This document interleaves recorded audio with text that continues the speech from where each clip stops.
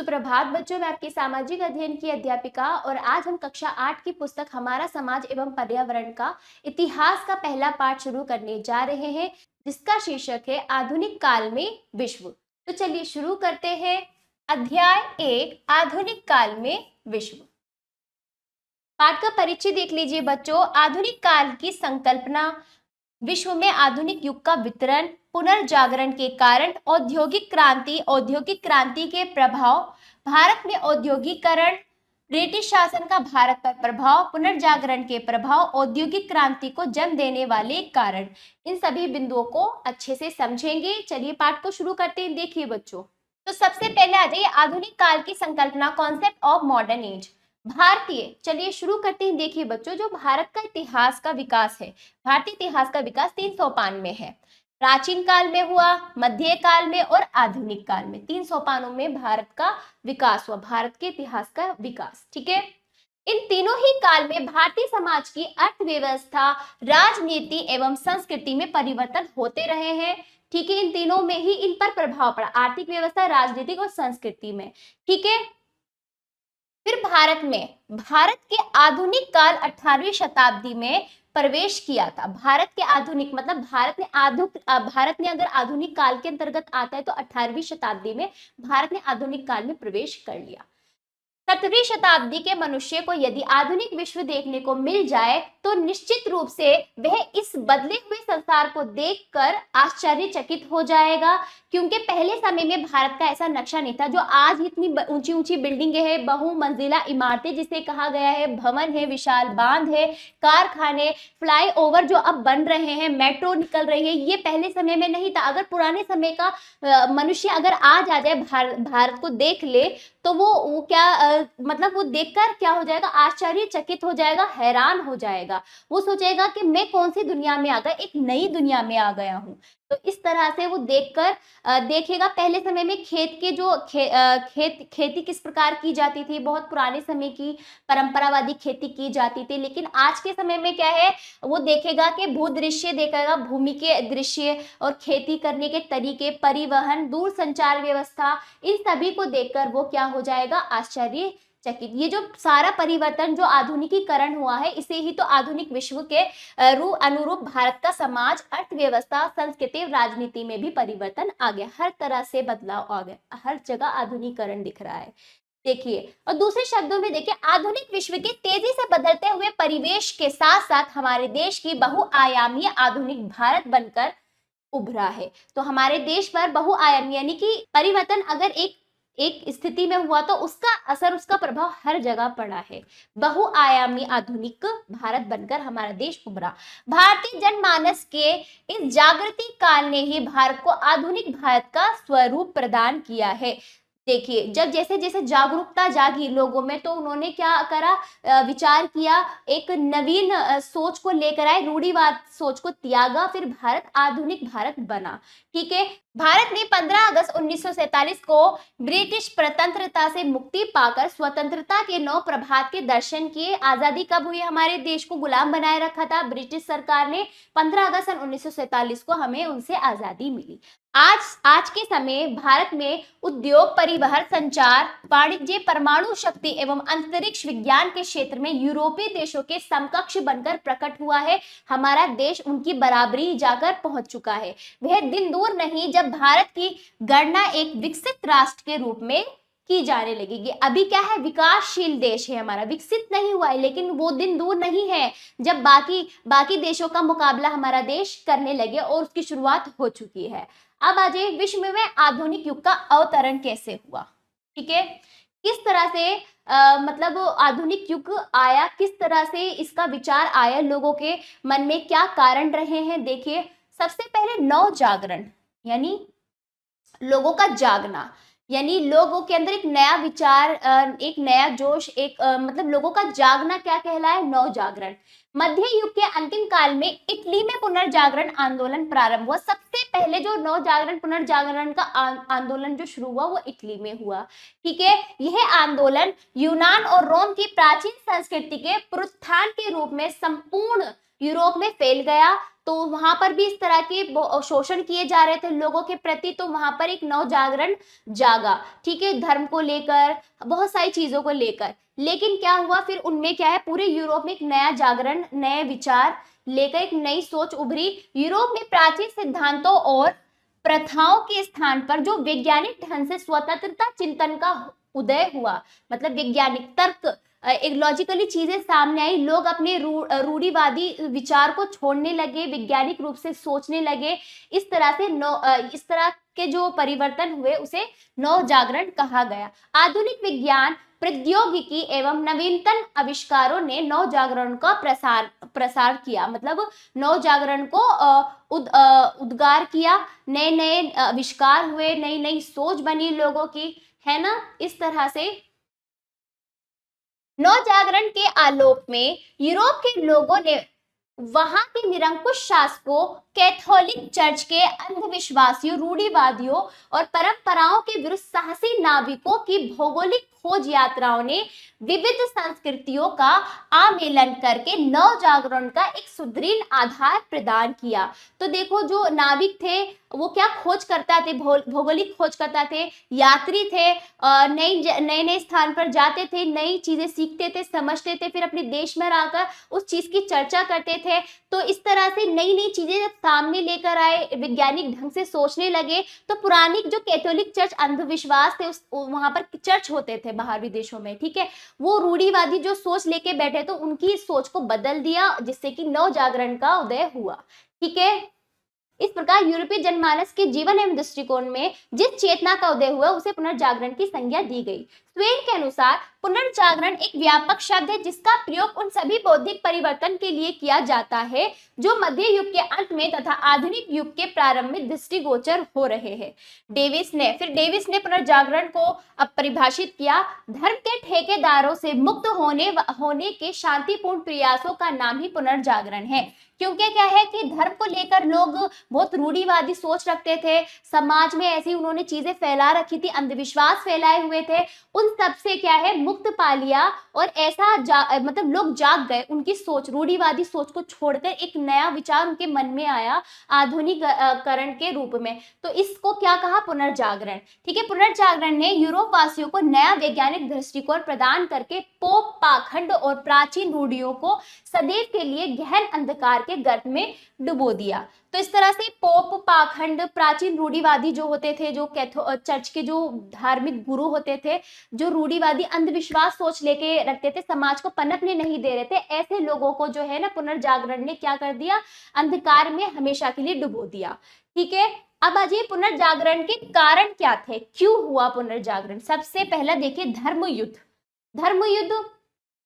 देखो, यूरोप में लंबे समय तक चलने वाले धर्म युद्ध यूरोप के लोगों के विविध देशों के धर्म एवं संस्कृतियों से अवगत कराया, जिससे उनमें स्वतंत्रता की चिंता उत्पन्न हुई। वो चाहते थे कि अब हम इनसे आजादी पाएं, इन रूढ़िवादी अंधविश्वासों, ये धर्म के ऊपर, धर्म के नाम पर जो ये समाज को पनपने नहीं दे, तो युद्ध हुआ करते थे धर्म के, जबरदस्ती चीजों को लोगों को माननी पड़ती थी, चाहे उनका दिल नहीं भी करता था धर्म के ऊपर, मतलब धर्म के आड़े वो जो युद्ध हो रहे थे, उन युद्ध से परेशान होकर जनमानस में लोगों में एक स्वतंत्रता की भावना जागी, ठीक है। खा देखिए इस्लाम धर्म का प्रचार। अरब के लोगों ने यूरोप में इस्लाम धर्म के प्रचार के बहाने अपना आधिपत्य स्थापित किया, और वहां धर्म और समाज राजनीतिक दशाओं में जो परिवर्तन उत्पन्न हुए, उन्हीं के कारण दबे पगों से नव जागरण ने यूरोप में प्रवेश पा लिया। तो इस तरह से यहाँ पर भी धर्म की ही बात आ रही है, धर्म के नाम पर लोग अपनी चीजें, अपने आप को ऊंचा उठा रहे थे, अपने आप को सही साबित कर रहे थे, अपनी चीजें मतलब अपनी उन सभी क्षेत्रों पर अपना अधिकार कर रहे थे। इसको लेकर लोगों में क्या हुआ, बहुत ज्यादा ही चीजें कहीं ना कहीं लोगों को क्या करी, दिमाग में चीजें आई कि ये चीजें हो रही है, गलत हो रही है, जो परिवर्तन हो रहे हैं ये सब गलत है। तो लोगों में फिर क्या हुआ, लोग जागरूक हुए कि क्योंकि क्या होता है, हम किसी एक धर्म को ऊपर नहीं उठा सकते। अगर किसी देश में एक से अधिक धर्म रह रहे, सभी को समान रूप से दर्जा मिलना चाहिए, लेकिन किसी एक धर्म को ऊपर उठा देना और बाकी धर्म को कुछ नहीं मानना तो गलत है। तो ये सोच जो सामने आई लोगों के, तो लोगों में क्या हुआ, लोगों घुटन होने लगी इससे, कि लोग चाहते कि हाँ हमें आजादी चाहिए, स्वतंत्रता चाहिए, हमें भी अधिकार है अपने देश में स्वतंत्र रूप से जीने का। तो उनमें क्या है, नौजागरण जागा, तो वो लोग जाग गए इस चीज को लेकर। देखिए भौगोलिक खोज, यूरोप के साहसी नाविकों की भौगोलिक खोज यात्राओं ने विविध संस्कृतियों का आमेलन करके नव जागरण के जैसे द्वार खोल दिए। तो देखो जो नाविक होते थे, यात्री होते थे, एक से बहुत दूर दूर तक की यात्रा करते थे, नए नई जगह पर जाते थे, संस्कृतियों, बहुत नए नए लोगों से मिलते थे, वहाँ की संस्कृतियों को, वहाँ की सोच, जैसे कि अच्छे, जैसे कहते हैं ना, जैसे लोगों के साथ रहोगे वैसे बन जाओगे। तो वो लोग दूसरी जगह पर जाकर वहाँ की संस्कृति और उस देश को देखते थे कि कितना विकसित हो रहा है, वो सोच लेकर अपने देश में आते थे। तो इस तरह से भौगोलिक खोज की उन्होंने, भौगोलिक खोज से भी क्या हुआ, लोगों के विचार नव जागरण में परिवर्तित हो गए। घाती के नवीन आविष्कार, यूरोप के लोगों ने नवीन वैज्ञानिक आविष्कार करके छापे खाने से शिक्षा मशीनों के आविष्कार, छापे खाने से शिक्षा तथा मशीनों के आविष्कारों से उद्योगों द्वारा खोलकर उद्योग खुले, छापे खाने खुले, तो फिर शिक्षा, किताबें छपने लगी। इस तरह से वैज्ञानिक आविष्कार हुए तो नवजागरण, पुनर्जागरण साकार हो गया। भाषा एवं साहित्य, छापे खाने के आविष्कार ने भाषा एवं साहित्य का विकास किया और इन दोनों ने लोगों को नया ज्ञान देकर पुनर्जागरण को सार्थक बना दिया। अब लोग जो भी सोचते थे, समझते थे, उसको किताबों में छापते थे। अब वो किताबें मार्केट में मिलती थी, लोग उसको पढ़ते थे, लॉजिकली उन चीजों को सोचते थे, तर्क देते थे। इन तर्क को पढ़कर जो रूढ़िवादी अंधकार जो मानी चली आ रही है, बिना किसी लॉजिक के, बिना किसी तर्क के जो चीजें मानी गई थी, अब उनका रीजन भी आ गया सामने। उन किताबों में लोगों को सही गलत के बारे में बताया जाने लगा, तो साहित्य भाषा का विकास हुआ, इन्होंने किताबें छापने लगे, छापे खाने से तो हुआ ही शुरुआत।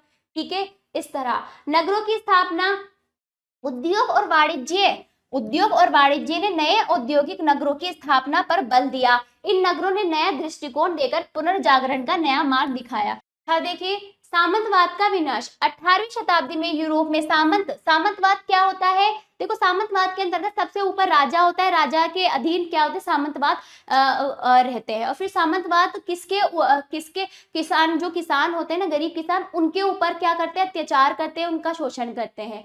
तो इस तरह से 18वीं शताब्दी में सामंतवाद का कलंक हट चुका था। सामंतवाद के विनाश ने पुनर्जागरण लाने में विशेष योगदान दिया है। मानवतावाद, यूरोप के चित्रकारों, मूर्तिकारों और स्थापत्य कलाकारों ने मानवतावादी कलाकृतियां बनाकर मानवतावाद का शंखनाद किया, जिसके फलस्वरूप पुनर्जागरण दौड़ा चला आया। अब आ जाइए पुनर्जागरण के प्रभाव क्या रहे हैं। देखो यूरोपीय शक्तियों ने अधिक धन कमाने की होड़ में औद्योगिक केंद्रों और व्यापारिक मंडियों को विकसित कर दिया। इस तरह से अधिक धनवान बनने की प्रतिस्पर्धा ने यूरोपीय शक्तियों में आर्थिक शत्रुता पनप गई।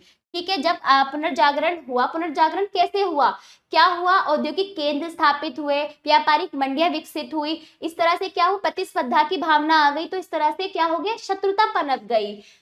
दूसरा देखिए उपनिवेशों से सस्ता, उपनिवेश वो कमजोर देश जिस पर शक्तिशाली देश क्या करते हैं, उन पर शोषण करते हैं, जबरन उनका फायदा उठाते हैं, अधिक परिश्रम करके उनको उनका फायदा उठाते हैं। इस तरह से उपनिवेश क्या होते हैं, कमजोर देश होते हैं जिस पर अधिकार किया हुआ होता है, शक्तिशाली देश इस पर अधिकार किए होते हैं। ठीक है, उपनिवेशों से सस्ता माल लाने तथा वहां तैयार माल बेचने के कारण यूरोपीय शक्तियां सोना, चांदी, जवाहरात प्राप्त करके और भी धनवान होती चली गई।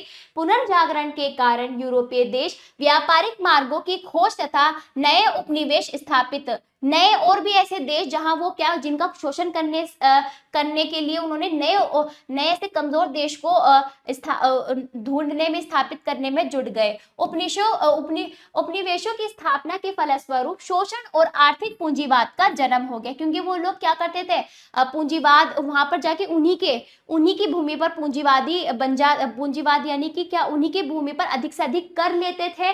ठीक है, और उनका शोषण करते थे, जबरन उनसे काम कराते थे। ठीक है, पुनर्जागरण से समाज में सामुदायिक भावना और चिंता का विकास हो गया। ठीक है, लोग राजनीतिक अधिकारों के प्रति जागरूक हो गए। देखो अच्छा भी हुआ प्रभाव और कुछ बुरा प्रभाव भी पड़ा है। पुनर्जागरण के कारण समाज से पोप प्रभाव कम हो गया तथा राष्ट्रीय भावना बलवती होने के फलस्वरूप क्या हुआ, सामाजिक जीवन सुखीमय बन गया। फिर क्या हुआ, छठे नंबर पे यूरोपीय देश के जो निवासी थे, उन्होंने रूढ़िवादी अंधविश्वास जैसे विचार को छोड़कर प्रगतिवादी युग की ओर बढ़ गए। ठीक है, इस तरह से फिर क्या हुआ, जब प्रगतिवादी युग की ओर बढ़े तो ऐश्वर्य और भोग विलास की प्रवृत्ति बढ़ती चली गई। 7वें नंबर पर वाणिज्य वृत्ति के कारण पूंजीपति पनपने लगे तथा यूरोपीय देशों में नई कंपनियां स्थापित होने से वहां उद्योग धंधों में भारी वृद्धि हो गई। 8वां, इस काल में मार्टिन लूथर किंग ने कैथोलिक चर्च की सत्ता को समाप्त करके प्रोटेस्टेंट धर्म चलाया, जिससे अंधविश्वासों के स्थान पर मानवतावादी विचारधारा बह चली गई। ठीक है, तो इस तरह से अंधविश्वासी विचारधारा के स्थान पर मानवतावादी मतलब अच्छे विचार, जो क्या है मनुष्य के लिए अच्छे हो, सभी मानव के लिए अच्छे हो, ऐसे विचारधारा बहने लगी। ठीक है, सबसे पहले अमेरिकी क्रांति 18वीं शताब्दी के उत्तरार्ध में ब्रिटिश सरकार द्वारा वाणिज्य पर लगाए गए प्रतिबंधों के कारण उत्तरी अमेरिका के 13 ब्रिटिश उपनिवेशों में सर्वप्रथम स्वतंत्रता की भावना जागृत हुई। तो इस तरह से वाणिज्य व्यापार में क्या है, प्रतिबंध लगाए गए ब्रिटिश सरकार द्वारा। तो उत्तरी अमेरिका के अंतर्गत ब्रिटिश उपनिवेशों में उन्हीं में से ही क्या, वहीं पर जो उनके उपनिवेश जिस पर वो अधिकार किए हुए थे ब्रिटिश सरकार ने, कमजोर स्थानों पर, कमजोर क्षेत्रों पर, वहां पर वो जो वहां के रहने वाले लोगों पर क्या हुआ था, प्रतिबंध लगा दिया था व्यापार में, वाणिज्य में। तो वहां के लोगों में क्या हुई, एक स्वतंत्रता की भावना जागृत हुई। ठीक है, 1763 ईस्वी में 1763 ईस्वी में पेरिस की संधि के अंतर्गत ब्रिटेन ने कनाडा को फ्रांसीसियों के हाथों में सौंपकर, किसे, कनाडा को फ्रांसीसियों के हाथ में सौंपकर एक शक्तिशाली साम्राज्य की स्थापना की। किसने, ब्रिटेन ने। किस पर सौंपकर, फ्रांसीसियों के। इसी समय जॉर्ज ग्रैनविल सरकार ने उपनिवेशों को अपने सुरक्षा खर्च स्वयं वहन करने के लिए व्यापार कानून को लागू करने के लिए कड़े कदम उठाए। तो इस तरह से जो ब्रिटेन में जॉर्ज ग्रैनविल सरकार थी, उन्होंने अपने उपनिवेश जिन क्षेत्रों पर अधिकार किए थे, वहां पर सुरक्षा खर्च स्वयं वहन, मतलब वो खुद ही वहां पर सुरक्षा स्वयं वहन करना चाह रहे थे। इसके लिए व्यापार कानून को लागू करने के लिए कड़े कदम उठाए। साथ ही ग्रैनविल सरकार ने 1765 ईस्वी में स्टाम्प एक्ट को पारित कर उपनिवेशों के ऊपर आर्थिक बोझ को बढ़ा दिया। ठीक है, इन करों का हिंसात्मक विरोध किया गया। तो इस तरह से देखिए, स्टॉम्प एक्ट कर जो था, ये इस तरह का उन्होंने वहां पर एक्ट पारित किया, जिसकी वजह से वहां के जो उपनिवेशित क्षेत्र थे, वहां पर क्या आर्थिक बोझ और बढ़ गया। फिर इनका हिंसात्मक विरोध किया गया। ठीक है, किसके द्वारा पारित किया गया था, ग्रैनविल सरकार द्वारा। फलतः सरकार को इस एक्ट को समाप्त करना पड़ा, क्योंकि लोग बहुत क्रोधित हो गए थे, हिंसा में आ गए थे। इस कर की समाप्ति की भरपाई करने के लिए दिया गया। फिर इस कर की समाप्ति की भरपाई करने के लिए दिया गया, विच चांसलर टाइमसेंड ने चाय, काली मिर्च तथा कांच जैसी कुछ वस्तुओं के आयात पर कर लगा दिया। इसके विरोध में उपनिवेशों ने सभी ब्रिटिश सामानों के आयात पर रोक लगा दी। परिणाम स्वरूप प्रधानमंत्री लॉर्ड नॉर्थ द्वारा सभी आयात शुल्क वापस लेने पड़े। उपनिवेश मूल रूप से ऐसी संसद द्वारा कर लगाए जाने का विरोध कर रहे थे जिसमें उनका कोई प्रतिनिधि नहीं था, यानी कि जिसमें उनके लिए कोई उनके हित में कोई बात करने वाला नहीं था। उनके लिए उन पर कर इतने अधिक लगाए जा रहे थे कि उनके बारे में उपनिवेशित लोग थे जिन पर वो अधिकार किए थे, उनका कोई प्रतिनिधि था, उनके हित में कोई भी किसी प्रकार का उनकी कुशलता के बारे में, उनके हित के बारे में नहीं सोच रहा था। तो इस तरह से इस प्रकार के कर का वो क्या कर रहे थे, विरोध कर रहे थे। ठीक है, 1773 ईस्वी में बोस्टन बंदरगाह पर चाय से लदे 3 जहाजों में एक बड़ी संख्या में उपनिवेशित लोग चढ़ गए। जहाज पर लदे सामान समुद्र में फेंक दिए गए। ठीक है, तो ये जो घटना थी, ये क्या कहलाई, बोस्टन चाय पार्टी के नाम से। ब्रिटिश सरकार ने बोस्टन के लोगों को इस गैर कानूनी व्यवहार के कारण दंडित किया। फिर क्या हुआ, बोस्टन बंदरगाह जो व्यापार था, इस पर क्या व्यापार करने का निषेध लगा दिया, इस पर रोक लगा दी गई। ठीक है, इस तरह के व्यवहार से, दमनकारी कार्यवाही से ये परिणाम निकला कि दोनों पक्ष 1775 ईस्वी में लेक्सिटन के प्रथम युद्ध में उलझ गए। फिलाडेल्फिया में उपनिवेशों का एक सम्मेलन हुआ जिसमें उन्होंने स्वतंत्रता की घोषणा के पत्र को जारी कर दिया। किससे? ब्रिटिश सरकार से। फ्रांस, स्पेन और हॉलैंड की सेनाएं भी इन उपनिवेशों के साथ थी, जो ब्रिटिश के विरुद्ध काफी लंबे समय तक लड़ती रही। जो सेना थी, इसका नेतृत्व कौन कर रहा था? Lord Cornwallis. ठीक है। इसके 2 वर्ष बाद ब्रिटेन ने वर्साए संधि के अंतर्गत उपनिवेशों को स्वतंत्र कर दिया। यही क्रांति इतिहास में अमेरिकी क्रांति के नाम से जानी जाती है। तो इस तरह से स्वतंत्र कब करा उपनिवेशों को? वर्साए संधि के अंतर्गत ब्रिटेन ने उपनिवेशों को स्वतंत्र कर दिया। ठीक है। यही क्रांति किस नाम से जानी गई इतिहास में? अमेरिकी क्रांति। अब आ जाइए फ्रांसीसी क्रांति। जब अमेरिकी क्रांति, वहां पर ये सब चीजें हो रही थी, अमेरिकी क्रांति ने फ्रांसीसी क्रांति को भी प्रेरित किया। क्योंकि क्या होता था, जो पहले समय में क्या होता था कि पूरे विश्व में शक्तिशाली देश दूसरे देश पर अधिकार किए तो उसे उपनिवेश बना लेते थे, कमजोर से उनका शोषण करते थे, आर्थिक व राजनीतिक रूप से उन्हें सताते थे। ठीक है। इस क्रांति से पूर्व फ्रांस एक वर्ग विशेषाधिकार, निरंकुश और सत्तावादी शासन पर आधारित था। यहाँ का राजा चौदहवां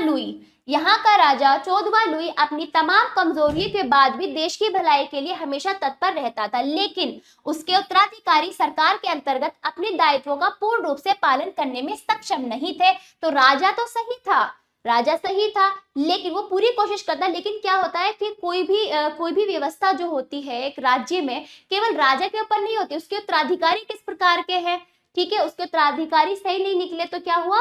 कमजोर पड़ गए, सक्षम नहीं रहे पूरी जिम्मेदारियों को उठाने में। इससे समाज में समानता का दबाव बना। ठीक है। जो उच्च पादरी भी सरकार के प्रति बिना किसी दायित्व के सर्वाधिकारी संपन्न थे। ठीक है। तो क्या तो उच्च पादरी क्या होते? बिना किसी अधिकार के, बिना किसी की इजाजत के अपने आप को सर्वाधिकारी संपन्न करते थे। तो हर किसी के हाथ में शक्ति आ गई तो क्या हुआ? बट गया। ठीक इसके विपरीत विशेषाधिकार रहित मध्यम वर्ग के कनिष्ठ पादरी, कृषक और श्रमिक थे, जो इसके विपरीत थे। ठीक है। जो बिना किसी अधिकार के सभी दायित्वों के प्रति उत्तरदायी था। लगातार युद्ध और राजा के उच्च अधिकारियों द्वारा मनमाने खर्च ने राज्य को कंगाल बना दिया, जिसका परिणाम यह हुआ कि सरकार द्वारा लगाए गए करों का सारा बोझ विशेषाधिकार विहीन वर्ग पर पड़ गया, जो इसका भुगतान करने के लिए सक्षम नहीं थे। तो इस तरह से उत्तराधिकार सही नहीं थे। उनका क्या है? अत्यधिक मनमाने खर्च करते थे राज्य के अंतर्गत, जिसकी वजह से क्या होता था? राज्य कंगाल पड़ गया। राज्य के पास पैसा नहीं, धन नहीं, बाकी व्यवस्था वो कैसे देखेगा? तो इन्होंने क्या कर दिया? जो बेचारे वो थे ना, श्रमिक थे, जो मध्यम वर्ग के लोग श्रमिक थे, कृषक थे, उन पर क्या कर दिया? करों का बोझ बढ़ा दिया। ये वाली भरपाई, मतलब राज्य की भरपाई करने के लिए, क्योंकि राज्य कंगाल हो रहा था, उल्टे सीधे खर्च हो रहे थे, जो उत्तराधिकार थे वो सही नहीं थे। ठीक है। तो ये इनकी भरपाई करना कहाँ पर वसूला? कर के रूप में। जो श्रमिक थे और जो किसान थे उन पर करों का भुगतान करने लगे। ठीक है। फिर उनको वो सक्षम भी नहीं थे करों का भुगतान करने के लिए, फिर भी उनको करना पड़ा। 176 वर्षों के उपरांत लुई सोलवे ने एस्टेट्स जनरल की सभा बुलाई। किसकी? एस्टेट्स जनरल की सभा बुलाई, जिसका अर्थ है 3 सदियों वाला एक निकाय। 3 सदियों वाला एक निकाय। इसके अंतर्गत सभी को 3 वर्गों में बांटा गया। ठीक है। प्रत्येक वर्ग की संख्या समान थी तथा अलग अलग मतदान करते थे। इस व्यवस्था के अंतर्गत तीसरे वर्ग को विशेष अधिकार प्राप्त थे। मतदान के अंतर्गत जिन्हें विशेष अधिकार, तीसरे वर्ग को विशेषाधिकार प्राप्त था, वो दोनों वर्गों को मतदान से बाहर निकाल देते थे। पहले दो वर्गों ने इस मांग का कड़ा विरोध तथा तीसरे वर्ग को 1789 ईस्वी में राष्ट्र सभा घोषित करने के लिए विवश कर दिया। तीसरे वर्ग की क्रांतिकारी गतिविधियों को रोकने के लिए राजा ने सभा कक्ष के दरवाजे बंद करवा दिए तथा इसके सदस्यों को टेनिस कोर्ट में संविधान के निर्माण तक अलग ना होने की प्रतिज्ञा लेने के लिए बाध्य किया और राष्ट्रीय सभा का निर्माण भी किया गया। फ्रांस की इस क्रांति के फलस्वरूप स्वतंत्रता, समानता, बंधुत्व का यह संदेश विश्व के अनेक देशों में प्रतिध्वनित होकर उन्हें प्रेरित करता रहा। अमेरिका और फ्रांसीसी क्रांति के पश्चात औद्योगिक क्रांति की नींव पड़ी। तो इस तरह से देखो, जब चीजें अलग अलग बढ़ गई थी, उनको क्या करा, संविधान बनने तक फिर क्या हुआ, एक सिस्टम बना, संविधान लिखा गया। क्योंकि देखो कोई भी शासन है उसका एक क्या होता है, एक व्यवस्था होनी जरूरी है। व्यवस्था बनाएगी तब तक प्रतिज्ञा दिलवाएगा, तब जाकर क्या हुआ, राष्ट्रीय सभा का निर्माण किया गया। फिर क्या हुआ, सबने प्रतिज्ञा ली और फिर वहां पर एक नई क्रांति आई जो फ्रांस की क्रांति के स्वरूप में उभरी। इसके फलस्वरूप वहां पर स्वतंत्रता हुई, समानता, बंधुत्व, ये सभी संदेश पूरे देश में जो ये परिवर्तन वहां पर हुए और यही परिवर्तन पूरे देश में लागू हो गए। ठीक है, फिर क्या हुआ, फिर इन्हीं से ही संदेश बाकी देशों को भी मिला, क्रांति होनी जरूरी है। ठीक है, फिर देखिए अमेरिका फ्रांसीसी क्रांति के पश्चात औद्योगिक क्रांति, नई नई मशीनों, नए नए उद्योग बने, नई नई चीजें बनने लगी, उत्पादन होने लगे, इनकी नींव भी पड़ी। अब आ जाइए औद्योगिक क्रांति, इनके बाद आ जाती है औद्योगिक क्रांति। पुनर्जागरण ने मध्य वर्ग एवं शिल्पियों को, जो हस्तशिल्प, जो हाथ के दस्तकार होते थे, ठीक है, पुनर्जागरण ने इन दोनों मध्य वर्ग एवं शिल्पियों को परस्पर जुड़ने का स्वर्ण अवसर प्रदान किया। नई सामाजिक व्यवस्था ने जन विन्यास और जन संपर्क को बढ़ावा देकर वस्तुओं की मांग को बढ़ा दिया। अतः अब उत्पादन का काम हाथ से होने के स्थान पर कारखानों में होने लगा। जो चीज अधिक समय में मेहनत परिश्रम के साथ हाथों से बनाई जाती थी, अब क्या हो गया, औद्योगिक क्रांति ने क्या कर दिया, कारखाने लगा दिए, वही उत्पादन कारखानों में होने लगा। ठीक है, कारखाने के मालिक अधिक पूंजी तथा श्रम लगाकर अधिक लाभ कमाने के लिए बड़े पैमाने पर उत्पादन करने लगे। 18वीं शताब्दी में हाथ से उत्पादन करने के स्थान पर मशीनों से उत्पादन का प्रचलन शुरू होने लगा। कारखानों की व्यवस्था लागू हो गई। ठीक है, इस तरह से औद्योगिक क्रांति, जो इस तरह का परिवर्तन जो हुआ कि मशीनों का ज्यादा जोर हो गया और मशीनें लगने लगी, कारखाने लगने लगे, तो इस प्रकार की क्रांति औद्योगिक क्रांति कहलाई। इंग्लैंड ने लौह अयस्क एवं कोयले की खोज करके नई नई मशीनों का आविष्कार किया। तो इंग्लैंड, लौह अयस्क और कोयले की खोज किसने करी, इंग्लैंड ने। और वह कौन, इंग्लैंड विश्व में औद्योगिक क्रांति का जनक बन गया। तो विश्व में देखो बच्चों, औद्योगिक क्रांति किससे होती है, मशीनों से। मशीनें किससे बनाई जाएंगी, लोहे से। तो लोहे की खोज पहले हुई नहीं थी, तो इंग्लैंड ने क्या हुआ, लौह अयस्क और कोयले की खोज करके औद्योगिक क्रांति का जनक बन गया। इंग्लैंड से औद्योगिक क्रांति यूरोप तथा विश्व के अन्य देशों तक फैली, फिर यहाँ से यूरोप के अन्य देशों में और विश्व में फैलने लगी। औद्योगिक क्रांति वाणिज्यवाद की प्रतीक थी, क्योंकि इसमें बड़े पैमाने पर उत्पादन करने का लक्ष्य अधिक से अधिक धन कमाना था। वाणिज्यवाद यानी धन कमाने का प्रतीक था। औद्योगिक क्रांति अधिक से अधिक धन कमाने के ऊपर आई। इंग्लैंड ने औद्योगिक क्षेत्र की नई नई मशीनों का उत्पादन करके चीनी अर्थव्यवस्था में क्रांतिकारी परिवर्तन ला दिए। अर्थव्यवस्था, उद्योग एवं वाणिज्य के क्षेत्र में हुए यही क्रांतिकारी परिवर्तन औद्योगिक कहलाए। ठीक है, अब आइए औद्योगिक क्रांति को जन्म देने वाले कारण। औद्योगिक क्रांति को जन्म देने वाले कारण देख लीजिए। नंबर 1, नवीन आविष्कार। विज्ञान और शिक्षा की प्रगति के साथ साथ नई नई मशीनों के आविष्कार हुए, जिसने औद्योगिक क्रांति को सफल बनाया। ठीक है, कच्चे माल की उपलब्धता देखिए, ये देखिए मशीनें, उस समय की जो औद्योगिक मशीनें, जो कारखाने थे, इस प्रकार के थे। ठीक है, नवीन आविष्कार हुए।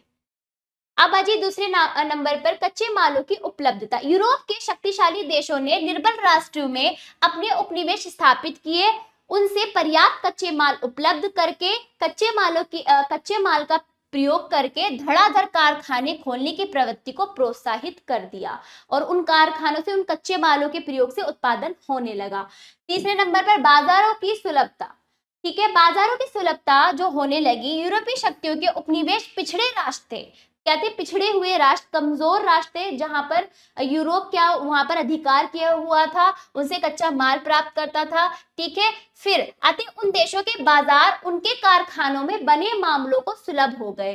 तो इस तरह से जो यूरोप के जो कारखाने थे, वो उन्हीं देश में, कमजोर पिछड़े राष्ट्र में कारखाने उन्होंने बनाए।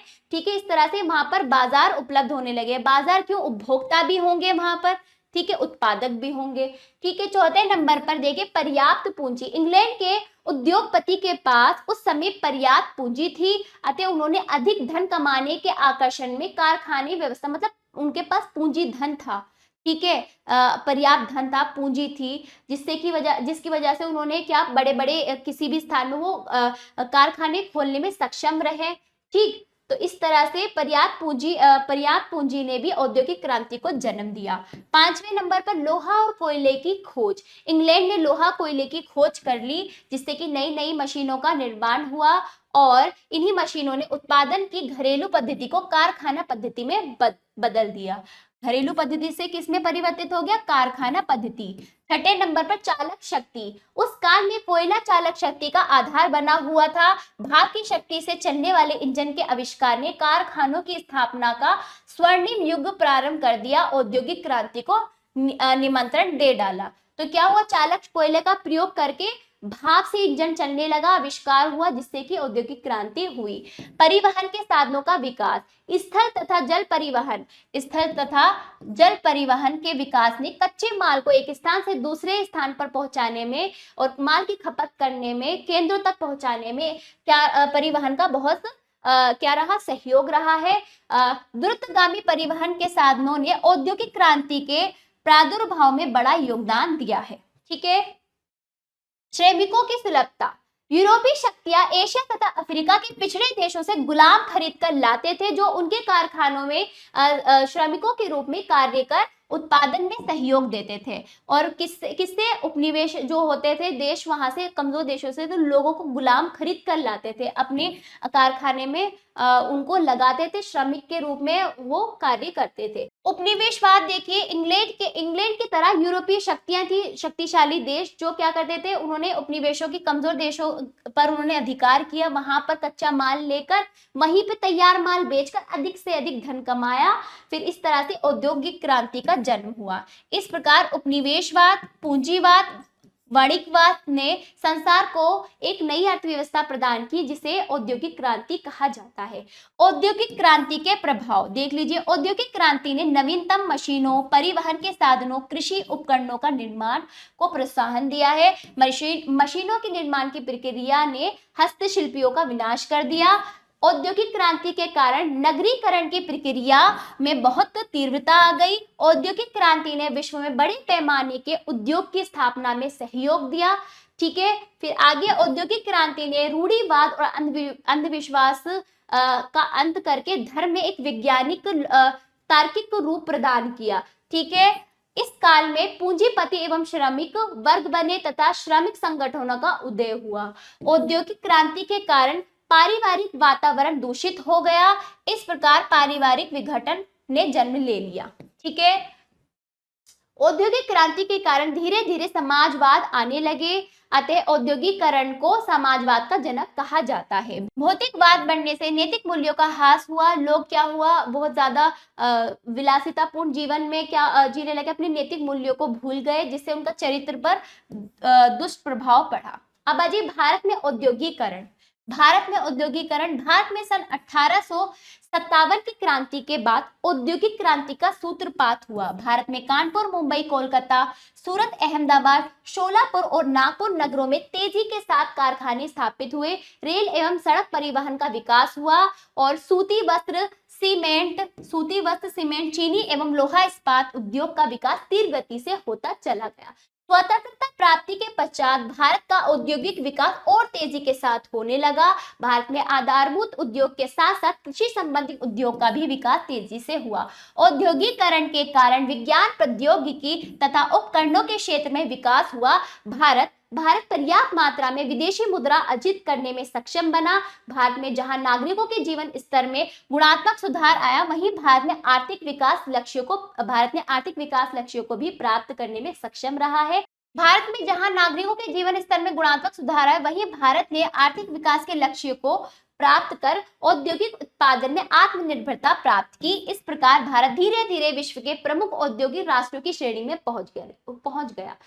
यूरोपीय शक्ति द्वारा एशियाई और अफ्रीकी देशों पर विजय। यूरोपीय शक्तियों के लिए विजय के बीज रोपने के लिए एशिया तथा अफ्रीका महाद्वीप के निर्धन, निर्बल और पिछड़े हुए देश अधिक सुलभ लगे। ठीक है। साम्राज्यवादी राष्ट्रों ने इन महाद्वीपों के देशों पर प्रसार किया। ब्रिटेन, जर्मनी एवं फ्रांस देशों में साम्राज्य स्थापना की होड़ लग गई। इन सभी राष्ट्रों ने यश सोना कमाने के उद्देश्य से एशियाई और अफ्रीकी देशों पर धड़ाधड़ अपना प्रभुत्व स्थापित कर दिया। यहाँ के लोगों की निर्धनता, अज्ञानता, एकता का अभाव भी था, जिसकी वजह से यूरोपीय शक्तियां इन पर हावी हो गई। ठीक है। और पिछड़ेपन का लाभ उठाकर इन शक्तियों ने इन्हें गुलाम बना लिया और हमारे देश को भी इन्होंने गुलाम बनाया था, क्योंकि एशियाई देश हमारा भारत भी है। इसी परिणाम स्वरूप भारत इंग्लैंड के साम्राज्य का अंग बन गया। यहाँ पर ब्रिटिश शासन ने अपने उपनिवेश स्थापित करके, यानी हमारे देश को क्या बना लिया, गुलाम बना लिया। हमसे कच्चा माल लेते थे, फिर हमें ही उस कच्चे माल से तैयार वस्तु महंगे में बेचते थे, तो हमारा खूब शोषण किया गया। ठीक है। हमारे भारत पर बहुत ज्यादा शोषण किया, उपनिवेश स्थापित कर दिया भारत को। तो इस तरह से भारत पर इन्होंने अधिकार कर लिया और इस तरह से सभी शक्तियों में उपनिवेश स्थापना को लेकर सभी जो शक्तिशाली देश थे वो अपने अपने उपनिवेश अपना अधिकार कर रहे थे। इनमें आपस में शक्तिशाली जो देश थे उनमें आपस में भी क्या हो गई, धीरे धीरे प्रतिद्वंदिता उनमें क्या हो गया, आपस में झगड़ा होने लगा। नए बाजारों पर कब्जा करने के लिए इन देशों में संघर्ष छिड़ गया। ये देश इन देशों के युद्धों के अखाड़े बनकर रह गए। जैसे कि देखिए, इंग्लैंड के अलावा और शक्तिशाली यूरोपीय देश थे जो उपनिवेश को स्थापित करना चाह रहे थे, वहां पर कच्चा माल लेना चाह रहे थे, वहीं पर अपने व्यापार को चलाना चाह रहे थे। तो बहुत सारी शक्तियां यहाँ पर उभरी जो आपस में क्या कर रही थी, लड़ रही थी। ठीक है। ब्रिटिश शासन का भारत पर प्रभाव देखो, ब्रिटिश शासन का भारत पर बहुत बुरा प्रभाव, घातक प्रभाव सिद्ध हुआ है। ठीक है। कुछ मतलब हमें क्या हुआ, लाभ तो बहुत कम हुआ, हानि ज्यादा हो गई हमारी। भारत के सामाजिक जीवन पर प्रभाव देखिए, समाज में ईसाई धर्म का प्रचार ज्यादा होता था इनके समय में, यानी कि हिंदू धर्म को और बाकी धर्म जो रहते थे उन धर्म को ये इतना ज्यादा इनका प्रचार ना करके अपने धर्म ईसाई धर्म का ज्यादा प्रचार करते थे। संयुक्त परिवार व्यवस्था में विघटन प्रारंभ हो जाने से नए एकाकी परिवार जन्म लेने गए। पहले संयुक्त परिवार में होते थे, अब क्या एकाकी परिवार में लोग रहने लगे। समाज में मध्यम वर्ग और खेतिहार मजदूर वर्ग का उदय हुआ। समाज अंग्रेजी शिक्षा के माध्यम से रूढ़िवादिता को छोड़कर आधुनिकीकरण की ओर बढ़ने लगा। तो अंग्रेजी शिक्षा का जो प्रसार हुआ इस समय हुआ, जब ब्रिटिश शासन हुआ तभी हमारे भारत में अंग्रेजी शिक्षा को लेकर उसका प्रसार हुआ, जिससे समाज का सर्वांगीण विकास प्रारंभ हुआ। जब अंग्रेजी शिक्षा आई तो सर्वांगीण विकास हुआ। देखा जाए तो ये कहा जाता था कि हमें अपनी शिक्षा पर अपनी ही भाषा में, अपनी मातृभाषा में शिक्षा प्राप्त करनी चाहिए। लेकिन क्योंकि देखो अंग्रेजी भाषा ऐसी है जो पूरे विश्व में बोली जाती थी। जब ब्रिटिश शासन हो रहा था तब क्या हुआ, अंग्रेजी भाषा का बहुत ज्यादा प्रसार हो रहा था, जिसकी वजह से क्या है, भारत में पढ़े लिखे जो भारतीय थे वो भी अंग्रेजी पढ़कर बहुत ज्यादा उन्होंने अपना विकास किया, और जिससे कि उनके अंदर भी क्या हुआ, एक नई जागरूकता हुई रूढ़िवादी छोड़कर। ठीक है। भारतीय समाज की आधारशिला कही जाने वाली वर्ण व्यवस्था में ढील आ गई। सामाजिक विधानों के कारण सामाजिक मूल्यों में बहुत तेजी से परिवर्तन होने लगा। ब्रिटिश शासन के फलस्वरूप भारतीय समाज से अनेक कुरीतियों का अंत हो गया। अनेक कुरीतियों का भी अंत हुआ है, लाभ भी हुआ है। ठीक है। चलिए, हाँ देखिए, भारत के आर्थिक जीवन पर प्रभाव। ब्रिटिश शासन ने कूटनीति के द्वारा भारत का आर्थिक शोषण किया, फिर भारत के परंपरागत शिल्पों का नष्ट किया। कच्चे माल ब्रिटेन जाने लगे, भारत के कच्चे माल ब्रिटेन जाने लगे, वहां के तैयार माल, उन्हीं से ही तैयार माल भारत में बिकने लगे। ब्रिटिश शासन की कूटनीति ने भारत के कुटीर उद्योग धंधों को नष्ट कर दिया। ठीक, भूमि जमींदारों को दे दी गई, अतः किसानों का शोषण होने लगा। ब्रिटिश शासन के फलस्वरूप ही व्यापार तथा बैंकिंग व्यवस्था का जन्म हुआ। ब्रिटिश शासन के फलस्वरूप ही भारत अर्थव्यवस्था का जो भारत की अर्थव्यवस्था थी वो क्या है, बिगड़ती चली गई। भारत ब्रिटिश शासन के कारण आर्थिक दृष्टि से निर्बल होता चला गया। देखो बच्चों, सामाजिक जीवन पर तो कुछ हद तक अच्छा प्रभाव पड़ा ब्रिटिश शासन से। ब्रिटिश शासन से सामाजिक स्तर पर तो कुछ अच्छा प्रभाव पड़ा, लेकिन आर्थिक जीवन पर बहुत बुरा प्रभाव पड़ा। इन्होंने हमारा शोषण ही किया है। ठीक है, गा देखिए, भारत के राजनीतिक जीवन पर प्रभाव, ब्रिटिश शासन के भारत के राजनीतिक जीवन पर प्रभाव इस प्रकार है। देखिए, अंग्रेजों ने संपूर्ण भारत के क्षेत्र पर अपना साम्राज्य स्थापित कर अपनी राजनीति कर उसे राजनीति एकता प्रदान कर दी। ठीक है, अंग्रेजों ने अपने प्रशासन में एक समान न्याय व्यवस्था लागू की, परंतु अंग्रेजों के लिए पृथक न्याय व्यवस्था लागू करके पक्षपात पूर्ण व्यवहार किया। मतलब भारतीयों के लिए अलग न्याय व्यवस्था और स्वयं के लिए अलग न्याय व्यवस्था थी उनके लिए। ठीक है, इस तरह से पक्षपात पूर्ण व्यवहार किया गया। ब्रिटिश सरकार ने अपनी स्वार्थ पूर्ति के लिए भारत में अंग्रेजी शिक्षा एवं पाश्चात्य सभ्यता का प्रसार किया।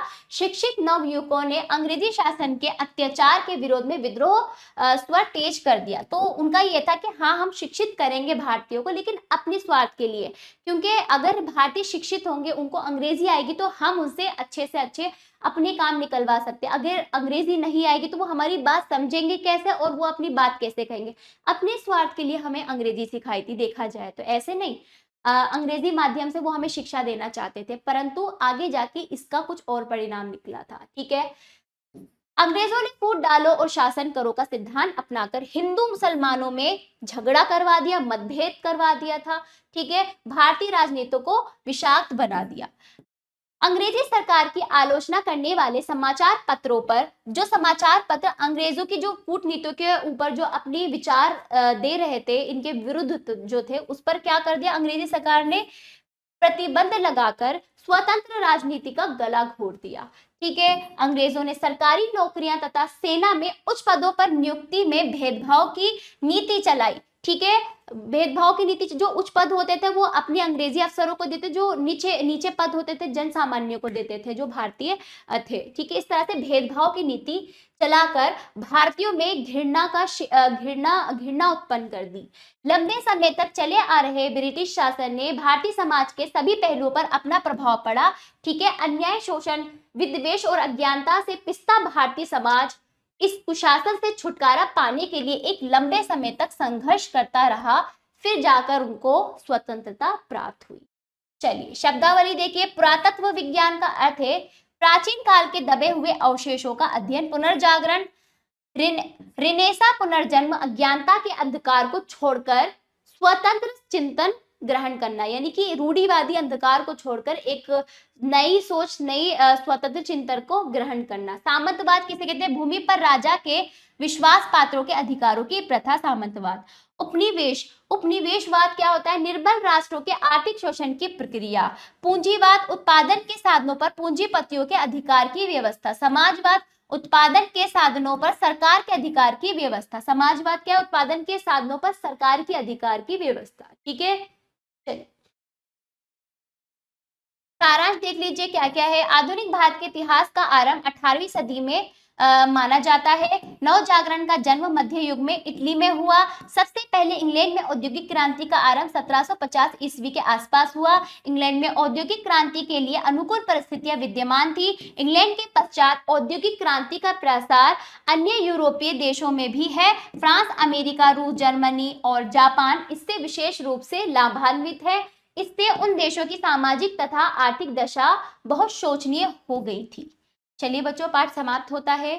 अब अभ्यास की बारी। चलिए शुरू करते हैं। वस्तुनिष्ठ प्रश्न, सही विकल्प पर सही का चिन्ह लगाइए। का देखिए, साम्राज्यवाद के प्रसार से सर्वाधिक लाभ हुआ, किसे हुआ बताइए? इंग्लैंड को। अगला देखिए, भारत में औद्योगिक क्रांति का सूत्रपात कब हुआ? 1857 के बाद। अगला देखिए, भारत को भूतकाल में डैश कहा जाता था? सोने की चिड़िया। ब्रिटिश शासन डैश के लिए बड़ा घातक सिद्ध हुआ भारत के लिए। ठीक है, चलिए बच्चों अगला अभ्यास, स्थानों की पूर्ति कीजिए। का देखिए, भारतीय इतिहास के डैश विकास के सोपान हैं? 3। ठीक, अगला, पुनर्जागरण डैश देश में प्रारंभ हुआ? इटली।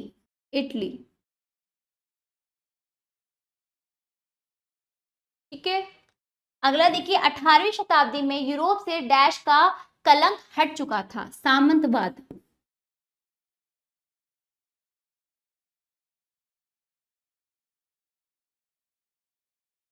अगला भौतिक क्रांति का जनक किस देश को माना जाता है? इंग्लैंड को।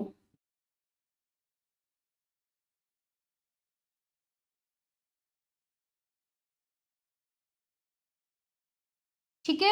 मध्य युग के पुनर्जागरण काल में इटली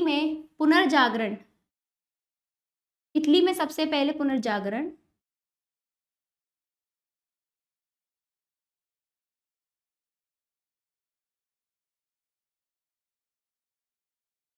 पुनर्जागरण आंदोलन प्रारंभ हुआ। ठीक है। तीसरा देखिए सही वाक्य के सामने सही तथा गलत का चिन्ह लगाइए। का देखिए पुनर्जागरण का जन्म मध्य युग में इटली में हुआ, सही। भारतीय इतिहास के विकास के 5 सोपान हैं, गलत। अगला देखिए आधुनिक विज्ञान ने नव जागरण को प्रसार के लिए अवरोध उत्पन्न किए, गलत। अगला उद्योग और वाणिज्य ने नए औद्योगिक नगरों की स्थापना पर बल दिया, सही। अगला देखिए सरकार ने 1785 में स्टॉर्म एक्ट पारित किया, गलत। विषय निष्ठ प्रश्न चौथा और पांचवा संक्षेप और विस्तार में इन प्रश्नों के उत्तर आप स्वयं देने का प्रयास करेंगे तो ये पाठ समाप्त होता है। बाकी अभ्यास आप जरूर कीजिएगा। तो मिलते हैं अगले पाठ में। धन्यवाद।